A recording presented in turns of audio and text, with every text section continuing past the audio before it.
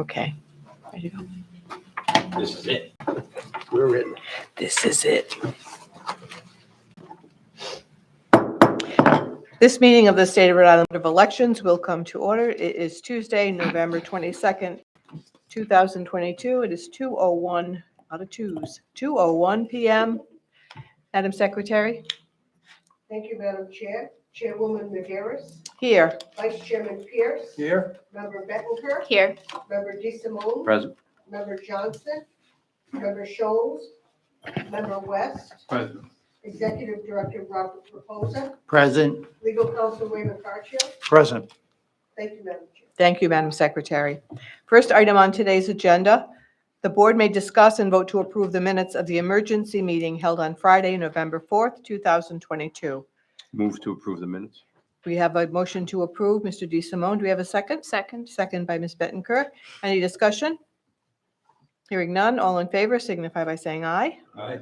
Those opposed?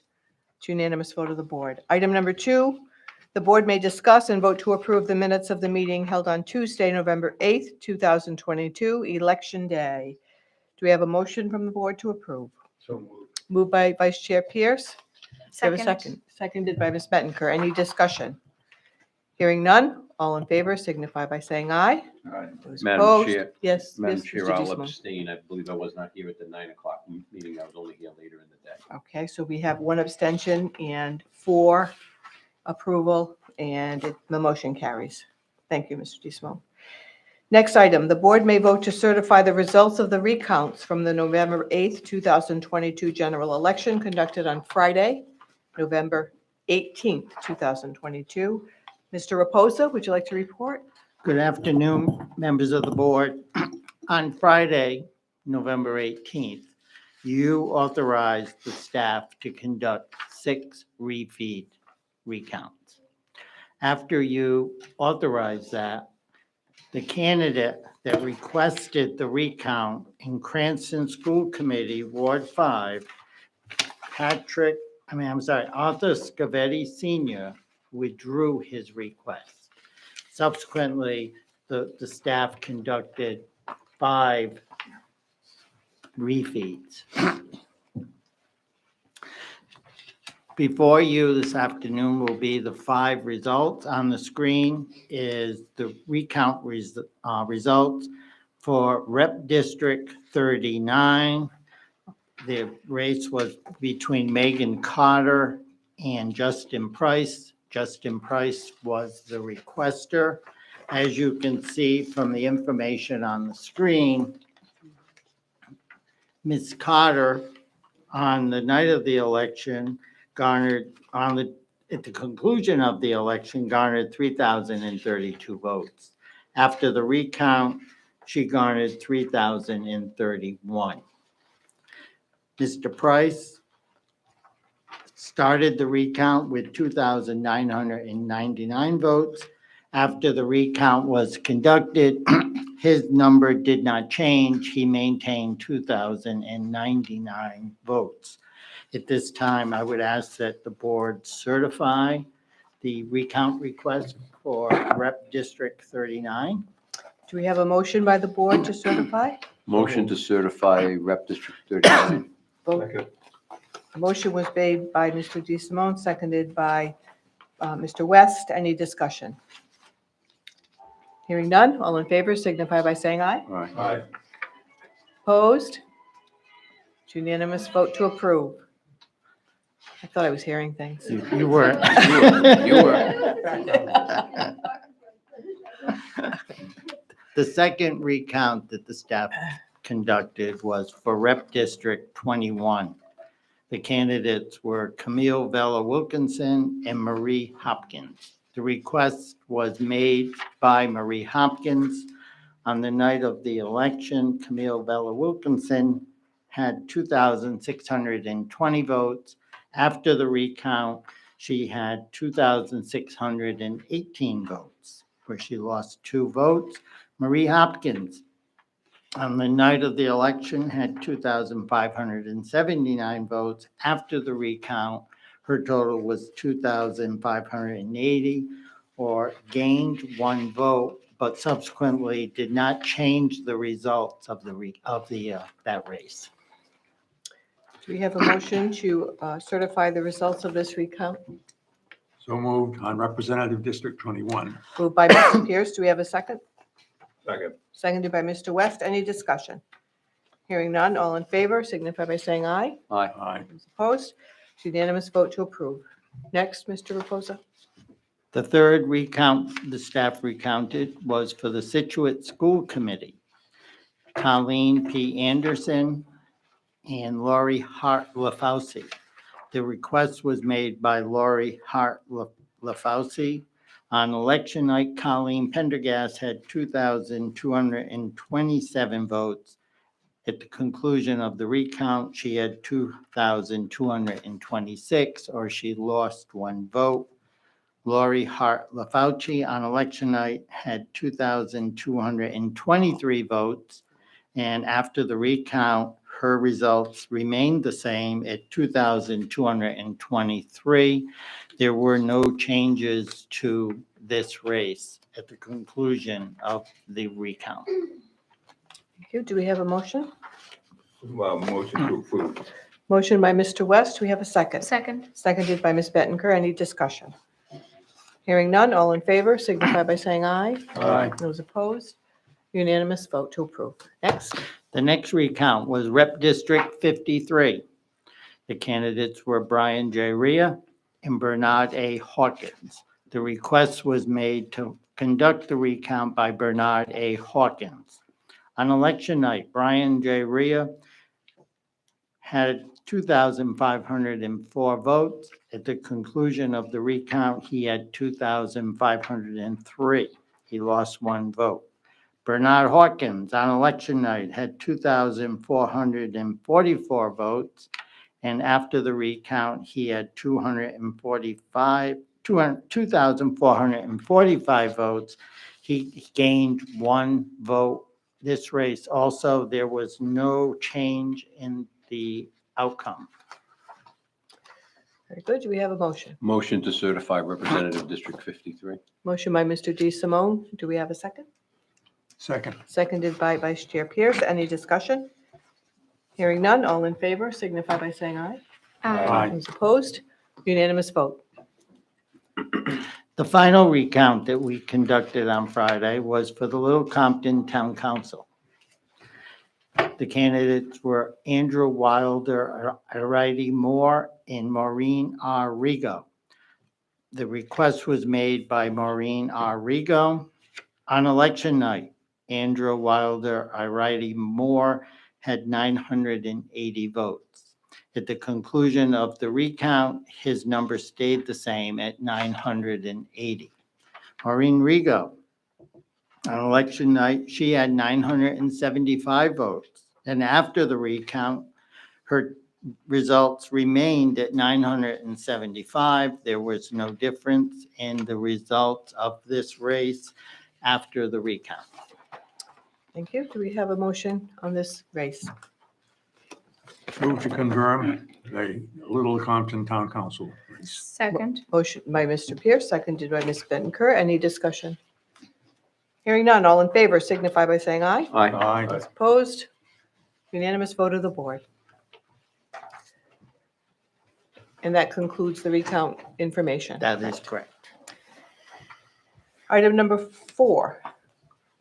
The board will receive the results from the risk limiting audit conducted on Monday, November 21st, 2022. And we will hear from Miguel Nunez, our Deputy Director of Elections. Mr. Nunez? Good afternoon, members of the board. As you know, yesterday on November 21st, the staff conducted the post-election risk limiting audit of the 2022 general election governors contest, which was the contest selected by the board at your meeting held on November 18th. This audit is required under Rhode Island General Law 1719-37.4.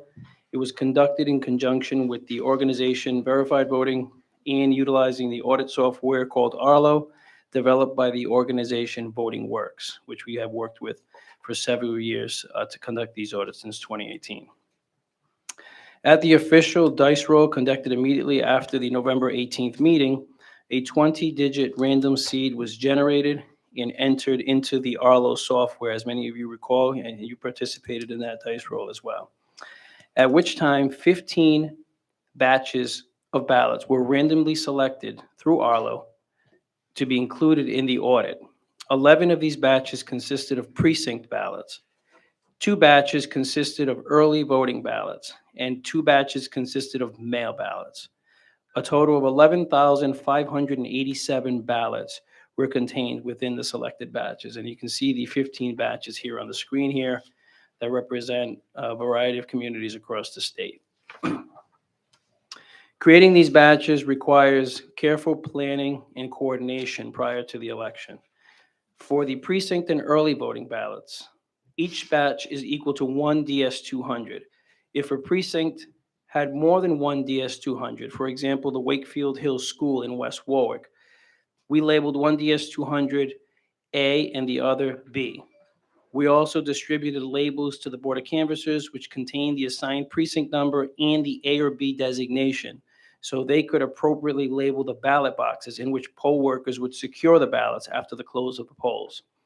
Poll workers were also instructed in their training by our staff to place the ballots into the appropriately labeled ballot storage box and seal it. This is crucial to ensuring a successful and accurate audit post-election. The same procedure was used by the Board of Canvassers for early voting machines, if multiple DS-200s were used. For mail ballots, batches were created using ballots from the same city or town when we had extracted enough ballots from envelopes to create a batch for that community.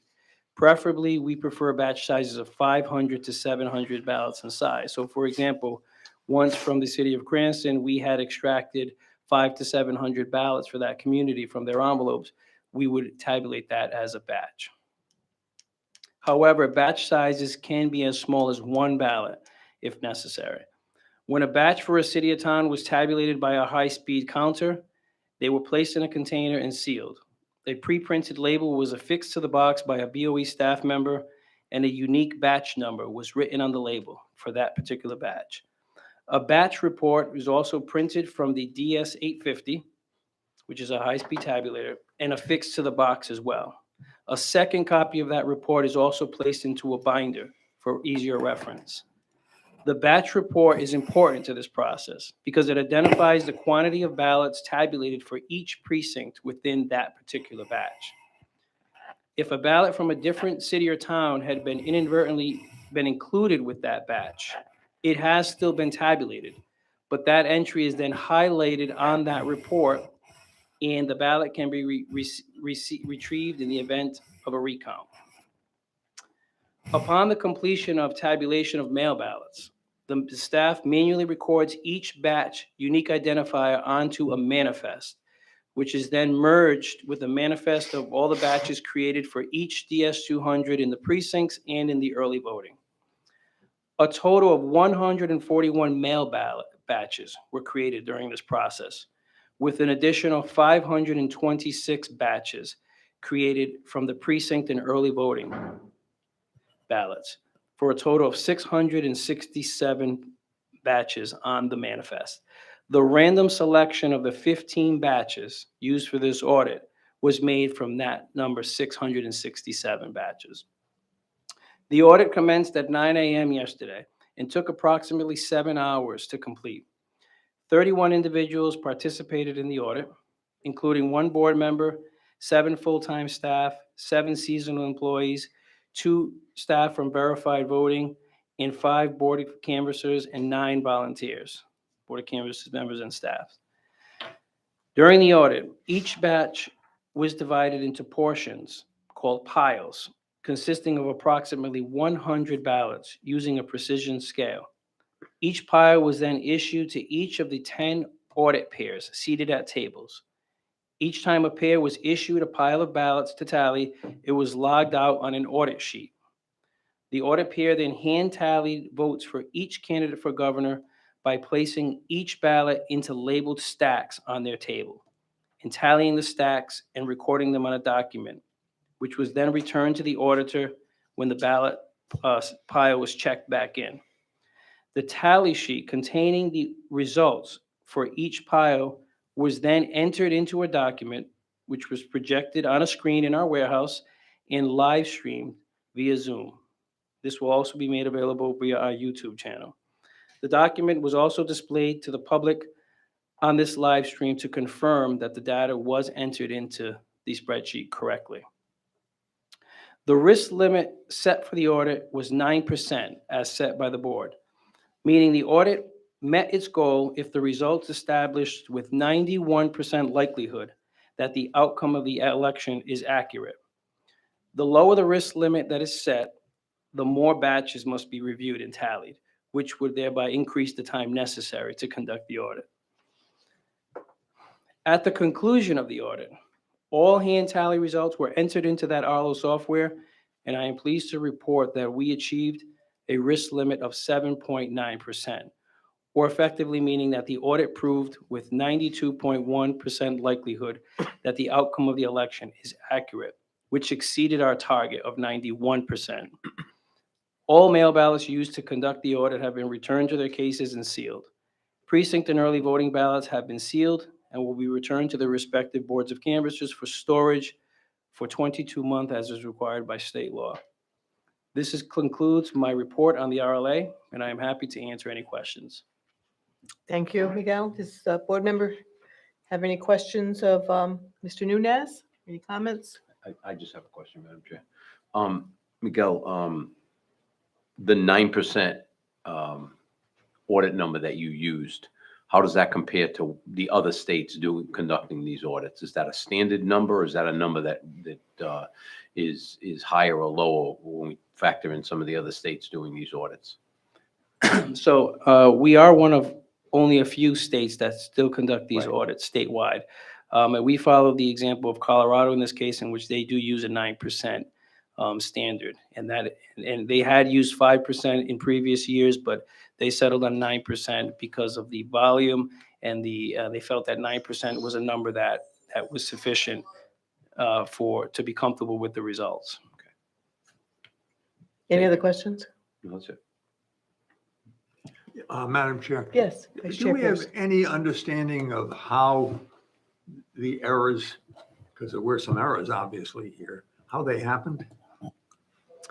The errors, which errors specifically? Well, I mean, instead of 100%, it was 91%. So generally speaking, there will always be a variable in the poll workers when they enter these ballots into the boxes. Although we give them training, we give the local boards the instructions on labeling the boxes. It is always possible that some ballots might be, if you have two DS200s as an example, some of the ballots may be placed into the wrong box, and in each one of those boxes is technically a batch for that machine. So if they mix their ballots from their DS200s, each DS200 is technically its own batch. So if they commingled some of those ballots, then that would affect obviously the outcome of the audit, because that one machine's results we are looking at the audit to match up to what is hand tallied. So that would explain some of the variation. But we do sufficiently pull enough of a sample to accommodate for that. Thank you. But you're still going to have that human error factor in there, correct? There is always human error factor in, and we always have to account for that when we calculate the number of Absolutely. the sample. Well, I think the amount of work and effort that, the risk limiting audit requires was impressive for you and those who participated. And Rhode Island's obviously ahead of the curve because we're only one of a few states that even does this, correct? Correct. So, I'm really I'm very proud of the efforts of our Board of Election staff in getting this done. I think it's quite an act of hard work and effort that goes into it. So we appreciate it very much. And I think, Madam Chair, we should still thank Mr. Marion. Well, and I was going to say, Mr. Marion is here, I know, and For his he, assistance with this. yes, he participated as well. So if you'd like to say a few words, we'd welcome him to do so. And I will say that, yes, he was one of the individuals who was behind the effort to initiate this process. So we thank you as well.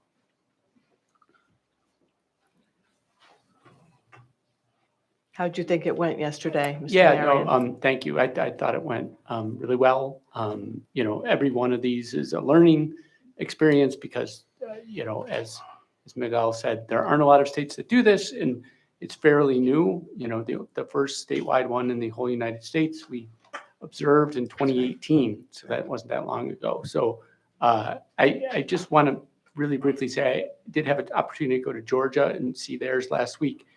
And a lot of the lessons that came out of the pilots that were done here in 2019 are being used in other states. So this has a benefit not just to Rhode Island voters, but to voters all over the country because of the pioneering work that was done here in Rhode Island. So I'm grateful to the staff that it's an extra thing on top of a long election calendar. So it's great. Excellent, thank you.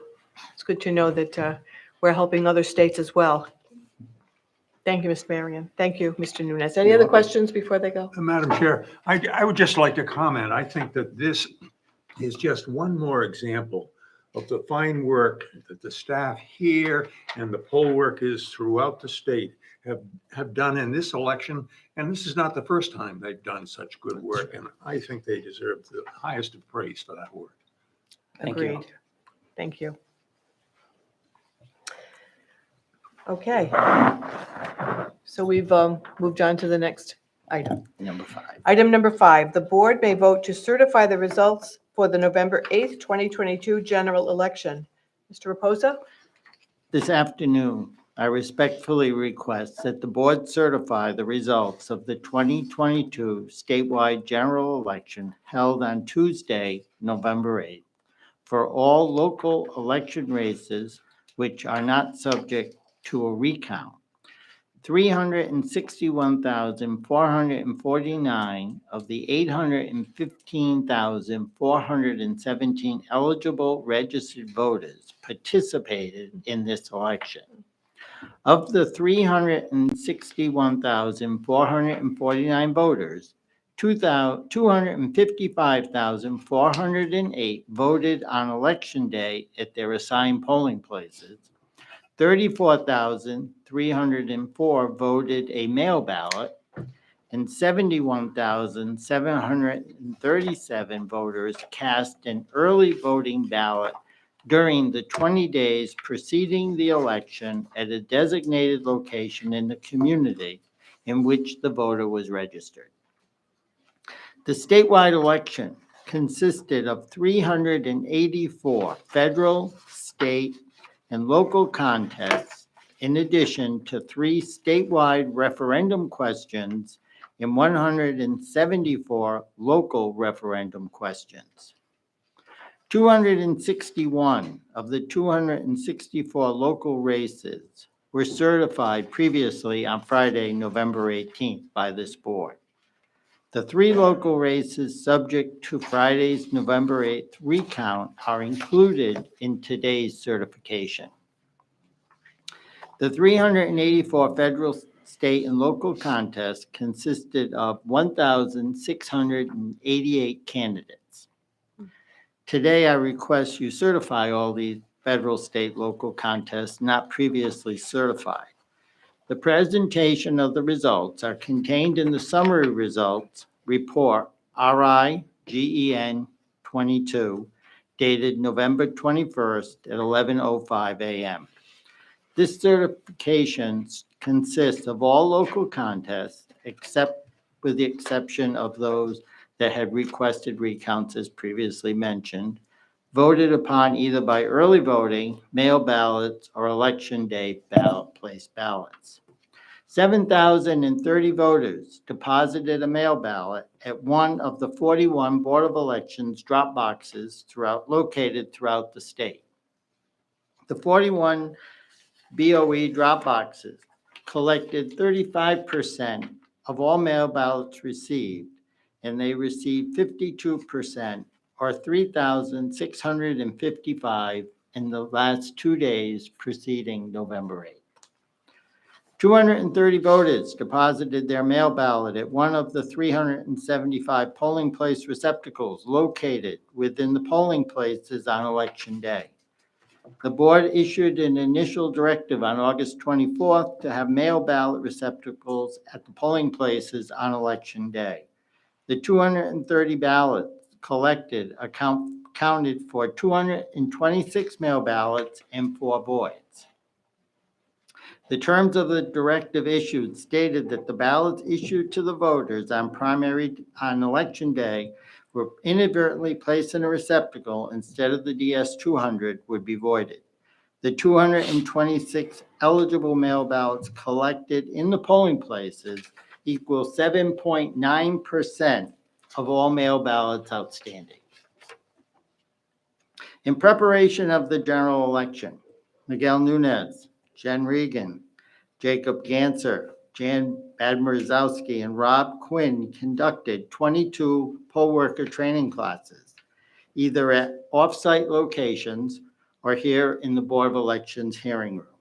During this time, they collectively trained 2,300 poll workers to perform their duties on Election Day.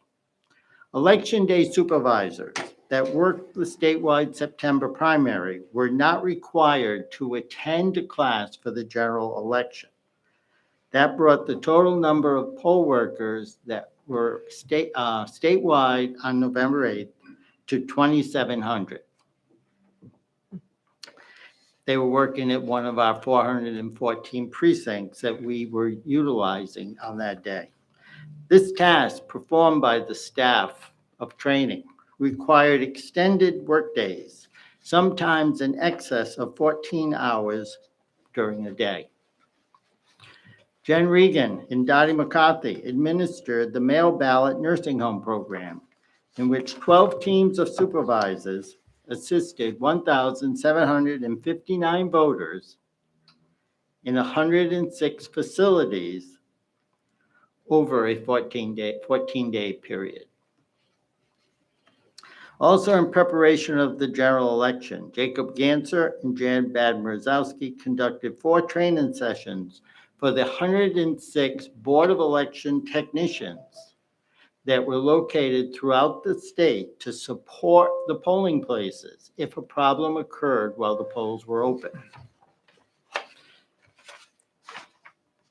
In addition, as you are well aware, the Board of Election staff successfully conducted 5 recounts on Friday, November 18th.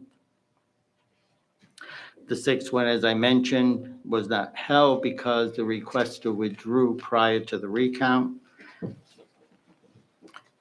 Miguel gave you a thorough report on the risk limiting audit. Again, that was conducted yesterday. We were satisfied with the result that was presented to you. In order to provide payments for seasonal employees, nursing home supervisors, and election day technicians, Patty Chattel had to process paperwork for 274 individuals for the primary and then again for the general election, in addition to the full-time staff. The phone bank administered by the staff of campaign finance was operating 5 days a week. While all the activity was going on within this building, they were very busy fielding people that called and also people that stopped at the Board of Elections to answer questions. The Matching Public Funds Program, administered by Rick Thornton with the assistance of Patty Chattel, paid out $2,319,441 to 5 general office candidates who elected to participate in the program. The Board of Elections had budgeted $2.7 million for this program. We received 848,225 ballots in preparation of the election, 242,600 early voting ballots that were used at the local Board of Canvassers. 575,450 ballots were sent to the 414 polling places, and 30,170 ballots were traditional emergency ballots that were at the local board of canvassers.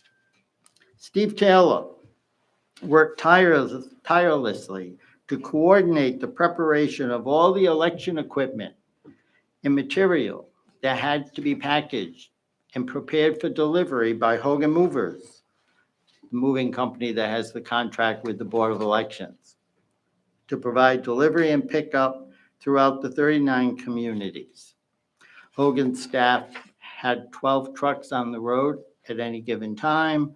They delivered and picked up 562 DS200 tabulating machines, 492 express voter assistant devices, 492 express vote tables, 4,535 privacy booths, 711 blue supply boxes, and 453 red supply boxes. Hogan Movers concluded their task yesterday. So everything, all the property of the Board of Elections is now back in this building. As I mentioned earlier, we had 106 technicians located throughout Rhode Island on Election Day. The Board of Elections received 408 calls at our call center located within this building. As I mentioned, on November 18th, 3 DS200s and 2 express votes were replaced throughout the day. This concludes the report of the certification of the general election for all contests, state and local referendum questions, which were not previously certified on Friday, November 18th. At this time, I request the board share with me our heartfelt gratitude and appreciation to the hardworking, dedicated staff of the Board of Elections who put their heart and soul in delivering a successful election to the voters of Rhode Island, and also to the local Board of Canvassers and the Secretary of State's Election Division for their dedication and hard work that allows you to certify the results of this statewide election that was held on November 8th. The certification of these results will be sent to the Honorable Secretary of State, Nellie Gorbea, and I request that you authorize the staff to utilize your digitized signatures for the document. Thank you for that most comprehensive report, Mr. Reposa. Most comprehensive. Do the board members have any questions or comments they'd like to make at this time? Again, just thank you for everybody for such a wonderful job that you did, staff, local board, everyone involved. Minimal problem. An enormous amount of work. Yep. Any other comments? Madam Chair, Yes, just, Mr. DeSimone. Bob, from the 226 mail ballots that were deposited at the polling places, you said that that represented 7% of mail ballots outstanding? That is correct. When you say mail, I don't know what you mean by Okay. mail ballots. So the 7.9, there were 230 ballots total in all the receptacles. 4 of them were voids. There were 226 eligible. Your directive stated that the original directive that was created was that if there were more than 5% of the outstanding mail ballots collected on Election Day, the directive would continue. For November, 7.9% is the number of mail ballots that were requested by voters that were not returned to the Board of Elections. And so I guess my other question is just doing the math quickly. If we look at the total number of mail ballots, this 226 represents less than 1%. Of the total, yes, The total. but the directive was the outstanding. Okay, understand. Any other questions? Oh, yes, sir? Yes, my name is Joseph Aguirre. I'm with the Allen Waters, the Congress Committee. And Can some you turn your mic information- on, please? Yeah, we need to hear from Yeah. you. Thank you. No, you gotta hold the other button so that it turns green. The one in front, the one, Right in front. the little one, no, in the front of No, the. right in front of the Here, mic. Jacob will do it for you.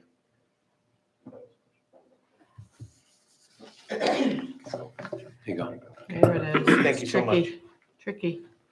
Well, Ms. Maderas, I didn't know you had moved from this position to this position. I'm a resident of the town of Bristol. Ah, You did a wonderful job. thank you. As I said, I am with the Allen Waters for Congress Committee. And I really appreciate all the work that everybody does with elections. It's tiresome. With that being said, I think voter integrity is an important issue for everyone.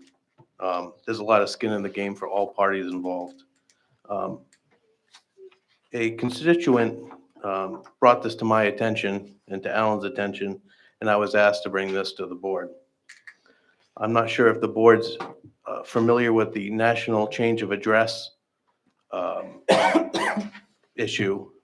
It is through the United States Postal Service, which is a federal agency. This document states that the post office listed 44,305 voters who filed a permanent change of their mailing address with a county or state destination that does not match the county or state of the residents in the voter registration database. All changes of addresses were filed prior to October 2022. Out-of-state mailing address changes prior to October 2022. The national change of address NCOA data from the post office listed 27,635 voters who filed a permanent change of their mailing address out of the state of Rhode Island prior to October 2022. Non-deliverable addresses. Per the USPS data, these addresses are non-deliverable. The address does not exist, so mail cannot be delivered to this address. There were 3 voters that fell into this category. And primary error, the person the mail is sent to may have lived there, but is no longer listed as residing there. Most often, this is someone who moved more than 4 years previously. So they are no longer Madam Chair, listed. I'm just going to interrupt for a second. Yes, I'm- Mr. I'm not DeSimone. sure what So, you're suggesting. okay, so all I'm asking is, I'm not sure, forgive me for being late to the meeting. Is this board aware of this issue? That's I'm not basically sure what issue you're Yeah, presenting that's to what us. we the need- fact that need to there's clear. 44,305 voters who filed, and out of that, File for what? Filed what? So- a change of address Okay. out of the Okay. state. Out of that, 27,635 voters filled them out of the state of Rhode Island. With that being said, it doesn't match, according to this document from the post office, it doesn't match the voter rolls. And all I ask is that, I'm bringing this to your attention and ask that the voter rolls be looked at to make sure that things are correct, as voter integrity is important to everybody. That's just my 2 cents. Where did you get that information from, sir? From the United States Post Office. Okay, You so- got- I can get that information to you. What I would suggest is, Certainly. sir, I would suggest submitting whatever you have. in Certainly. Written form Mhm. to the board. Okay. We'll have our counsel and our director take a look at it. Okay. But right now, we're in the middle of a certification of the election, and I understand you came in a couple minutes late. Sure. And all of that. But Okay. that's, I'm not being Yeah, critical. no, I for hear that. you. I'm just, I just want, we need to keep to the agenda. But Yes. certainly you have a valid concern, and if you, voice that to us and give us something in writing, because it's going to be hard Absolutely. for all the members to digest that as you're running through the. Yeah, there's a lot We of need to numbers. look at it. All right. Thank you That's so all. much. Thank you Thank for your work. you, appreciate it. Okay, so we need a motion to certify all the contests that were not previously certified. Do we have that I'll motion? move to certify all of the results from the federal, state, and local elections that were not subject to the recount. Okay, do we have a second to Mr. DeSimone's motion? Second. Seconded by Mr. West. Any discussion? Hearing none, all in favor signify by saying aye. Aye. Those opposed? Unanimous vote. And this also includes the approval to use the digitized signatures, correct, Mr. DeSimone? That's correct. Thank you, Madam Chair. I should have mentioned that. Okay. Unanimous vote to approve.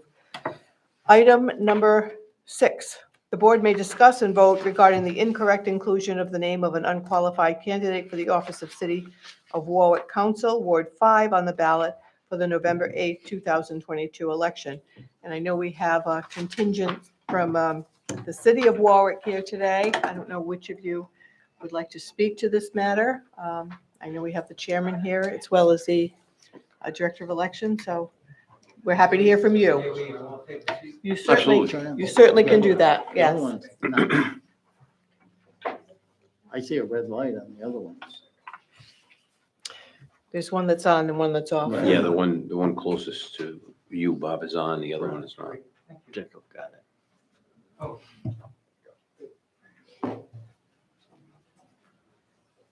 Madam Chairman, if you have no objection, I'm the mayor of Warwick, I'd like to join them. Certainly.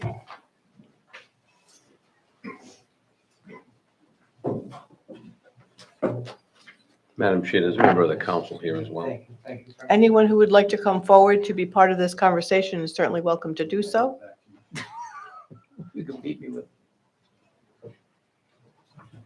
I think we should start by introducing each of you, please. Are you going to say something? Yeah, I Ray? think if there is going to be testimony, then they should be sworn in. Okay. Should we swear them all in at once? Would that be appropriate? Is everyone going to be presenting testimony today? Certainly, the clerk will make comments, and I'll be honored to make comments on behalf of the board. Okay, so probably just Yeah, those two individuals. For the then? time being, that would be fine. yeah. Okay. So would you both raise your hand, please, your right hand, and do you solemnly swear that the testimony you're about to give will be the truth, the whole truth, and nothing but the truth, so help you God? We do. Excellent. So your name and your position, please. My name is Edward L. Murphy. I presently am the chairman of the Board of Canvassers, City of Warwick. Thank you. Carrie A. Nagalolo, I am the director of the City of Warwick Board of Canvassers. Very good. John Del Judas, Vice Chair of the Board of Canvassers, Very good. City of Warwick. Stephanie Demersion, Secretary, Board of Canvassers, Board. Ed Ladisar, Councilman of Ward 5. Very good. And we know that you're the mayor. Would you introduce yourself? I'm Joseph Cozy, Mayor of Thank you, sir. Okay, we'll hear from you, Mr. Chairman. Thank you very much. First of all, let me begin by apologizing to all of you for our lack of attendance when we were summoned here at a previous meeting. It was not intentional under any circumstances. I can only speak for myself. I did not receive the notification until post-meeting. Okay. I called the executive director, who I've known for many, many years, and personally apologized and asked that our apology put forth to you, the board. Which he did. Perhaps it would be best for you to ask us questions concerning this matter. Okay, I know that some of the members did have specific questions. I don't know if you would like to address them right now. I know Mr. West. Read your letter, and the question I have, when the ballot came back from the Secretary of State's office, who looks at that ballot to verify that it's correct? I looked at the ballot when it came back, but my thing at that point was checking for spelling. So I never grabbed the signature nomination papers again. I did the signature, entering them into CVRS prior to that. Then when the ballots came back through, it's basically checking for verification on the alphabetizing, making sure their names were correct. And it never even dawned on me because I had so many to go through, because I have 34 precincts. It was my error. Ma'am, do you mind speaking into So- the microphone? Oh, I'm I'm sorry. It's for hard of hearing individuals Okay. and to be recorded. I appreciate that. Thank you. So my question would be, there is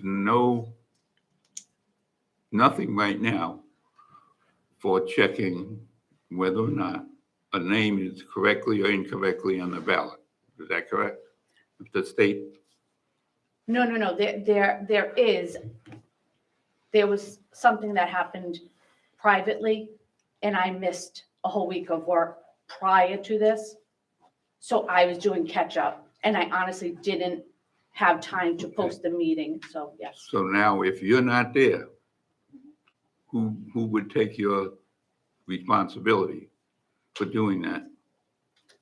My staff members should, but I honestly don't know that they, Okay, so I mean, this is what we're Yes, looking at. What absolutely. we're trying to do, is any problem that came up, we're basically now trying to prevent this from happening further down the road. absolutely. So this is why we're asking the question. Absolutely, Yeah. and my board, when we met, we made a new directive. Okay, well, I think, just to echo what Commissioner West is saying, I think what we're really concerned with is Yes, not so much that the error occurred, and errors occur all the time. correct. It's going forward. If you have a Absolutely. process, I think that's one of the reasons we wanted the meeting, just to see what that process was going to be going forward, so Absolutely, we and I could do have the indicate that new it wouldn't directive happen with again. me.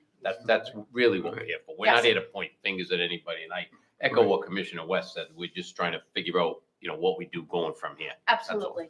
And if I can add, I would also love, specifically in this conversation, if any of the processes that Warwick adopts, right? How do we make sure that other boards of canvassers could Good also point. do it? Again, Right. we have many And of this- them, and this, as you Right. said, this can happen. So I think if we can create a best practice out of something that occurred, No, this could be something that helps any Right, and I mistakes. think, is the way to the look at it. commissioner, again, her point's well taken. Maybe we can offer this to some other boards as well, because I know especially in the small communities, Yes, the boards are really stressed out at the time of election, and I know you guys are too, so.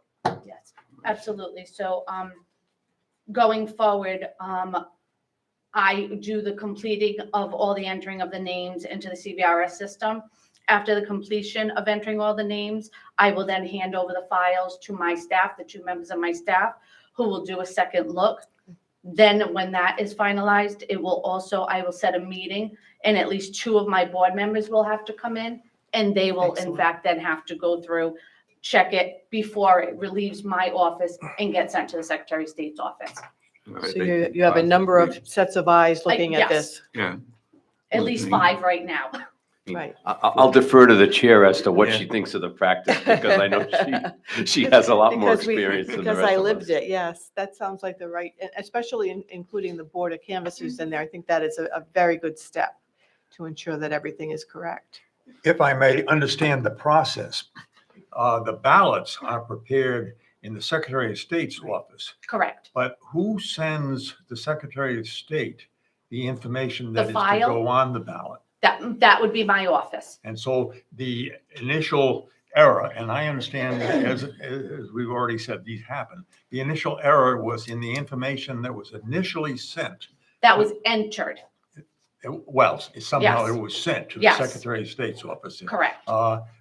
Was where the error occurred. Correct. Okay, so this was initially at the very start, when you're providing the Secretary of State with the information to go on the ballot for the city of Warwick. Yes. That's at somehow or other, the name that should not have been included was included at that time. Correct. I entered 247 candidates. And- I understand errors Yeah. are made, but I Nope, just want to understand absolutely. the process. Absolutely. Yeah, and so the place where we need to be doubly certain that this doesn't happen again is a careful checking of that information that's submitted to the Secretary of State Correct. to prepare the ballot. And then when it comes back to the local board, they're going to verify it. So that's another, And check Well, it. we Another have check and to- balance. have some checks. Correct. Any other questions or comments you'd like to make, gentlemen? That makes sense. I think maybe we should have a copy of it, and we can offer it to some of the other boards That would as be well. good. I can I think, give well, them and they this'll- can make a copy We'll be of it. talking about this. For future the future, elections, yeah. right? We'll have something come out with it for next year. Yeah, maybe something that we even want to act on. So Thank you. Yes, that would be great Okay. if you Maybe could something provide I us yep, with. I just gave it to Jake. act on it and send it over to the. Yeah. I think Okay. that- Thank you. So we'll have another discussion. I appreciate that. Thank you. Thank you Well, so we much for that. appreciate you coming here today and explaining again what happened, and certainly understand human error and the fact that you're, taking this into account and you're providing a way to make sure it doesn't happen again. It speaks well of you, so thank you. Thank you. We appreciate you all. And the good news is the right council person got elected anyway. Yeah. Correct. Madam Chair, I think this is just one more example for the community, the state of Rhode Island voters to understand how much detail is involved in the process of conducting an election. And computers are not. Computers only do what they're told to do. And mistakes can happen, and we just have to do everything we can to minimize the chance of there being a mistake. But I hope you understand why we were concerned about Of this. course. And hoping we can find a way to minimize it and prevent it from happening again. Yeah, I mean, certainly I, for one, want to commend you for coming up with a process. Yes, indeed. Well said, Mr. Pierce. Thank you all very much. Thank you. The old saying, Richard garbage in, garbage out.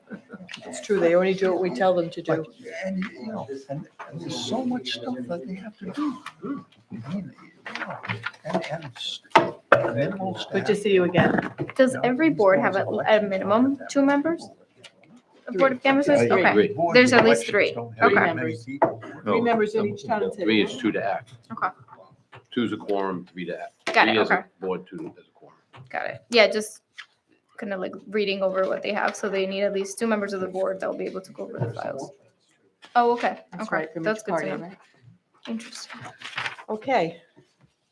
Next item on our agenda, the board may vote to meet in executive session to discuss potential litigation pursuant to Rhode Island General Laws 4246-5, subsection A, subsection 2. Do we have a motion to go into closed session? So moved. Moved by Mr. West. Do we have a second? Second. Seconded by Mr. D. Simone. Any discussion? Hearing none. All in favor signify by saying aye. Aye. Aye. Opposed? Unanimous vote to go into closed session at 2:52.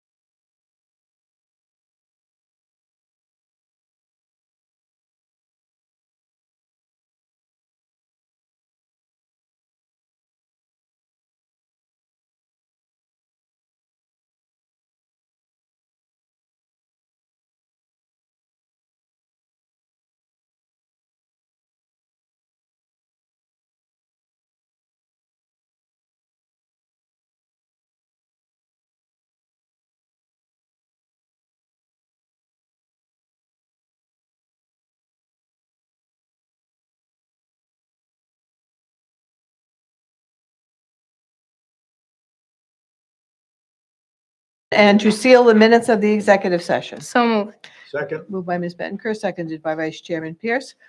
Any discussion? Hearing none, all in favor, signify by saying aye. Aye. Those opposed, it's unanimous. We need a motion to adjourn this meeting. So Motion to moved. adjourn. Second. Mr. D. Simone, seconded by Vice Chair Pierce, all in favor? Aye. Opposed? Unanimous vote of the board to adjourn at 3:31. Thank you, everyone. Have a great Sorry, Patty. Thanksgiving. You too. Happy Have a Thanksgiving. healthy Thanksgiving.